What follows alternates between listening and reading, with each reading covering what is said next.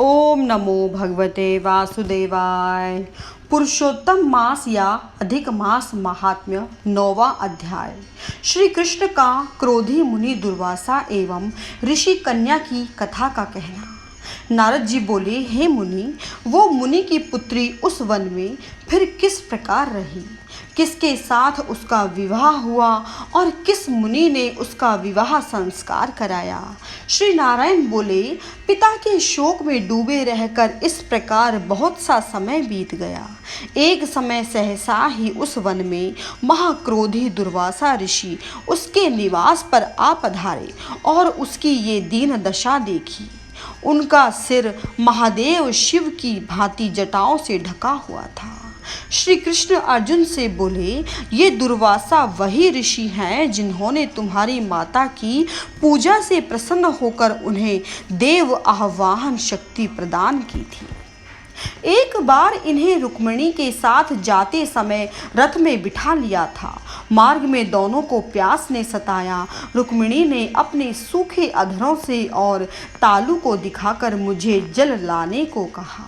मैं जल के हेतु पदाघात करता हुआ चला और प्रिया के प्रेम में निमग्न हो उसे भोगवती परी ले आया।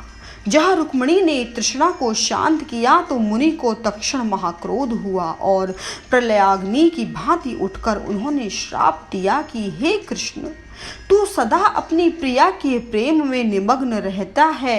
तुमने उनके ही कारण मेरा तिरस्कार किया है और वो अपनी श्रेष्ठता दिखाकर पानी पीती है, अतः तुम दोनों का वियोग होगा। अनेकों तीर्थों के जल से उनकी जटाएं भीगी रहकर जिनको सुशोभित करती हैं, ऐसे ही महान तपस्वी ऋषि को उस ब्राह्मण बालिका ने देखा।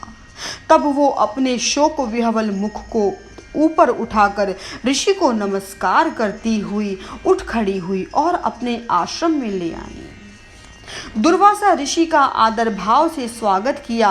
अर्घ्यपाद्य एवं नाना प्रकार के जंगली फल फूलों से उनका आतिथ्य करके विनय करती हुई बोली, हे महाभाग, अत्रि गोत्र कुल के सूर्य, आपको मेरा नमस्कार है। आपके आगमन से मेरे भाग्य का उदय हुआ है। आज मेरे सभी व्रत सफल हुए, सभी पुण्य सफल हुए। ऐसे वचन कहकर वो बाला मौन होकर बैठ गई। दुर्वासा ऋषि बोले, हे पुत्री, तुमको धन्य है, तुमने पितृकुल का उद्धार किया है। ये मेधावी ऋषि की श्रेष्ठ तपस्या का ही परिणाम है। मैं कैलाश से तेरी धर्मशीलता जानने के निमित्त ही आया हूँ।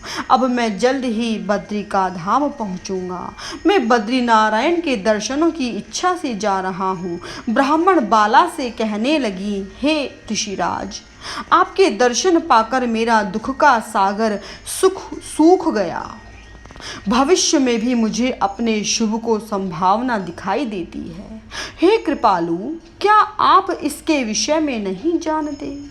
कृपा करके इस अग्नि से बचाइए। हे तपस्वी, शीघ्र ही मुझे उचित उपाय बताइए। मुझसे विवाह करने की कोई भी इच्छा नहीं करता, इससे तो मैं शुदा हो जाऊंगी।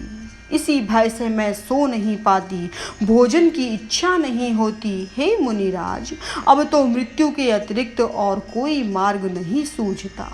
ऋषि दुर्वासा उसके लिए कोई युक्ति विचारने लगी। ओम नमो भगवते वासुदेवाय।